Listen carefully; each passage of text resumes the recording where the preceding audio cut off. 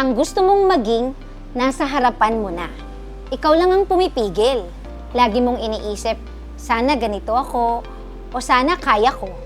Bakit di mo simulan? Kaya mo naman.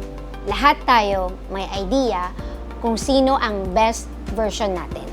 Successful, confident, happy, pero paano ka makakarating doon? Simulan mo sa maliit na bagay. Gusto mong maging healthy, kahit 10 minutes walk lang, umpisahan mo na. At kung gusto mong maging successful, huwag kang mangarap lang.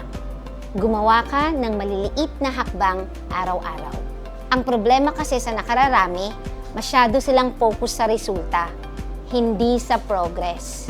Every action you take, kahit maliliit, dinadala ka closer sa taong gusto mong maging. Hindi mo kailangan maging perfect agad.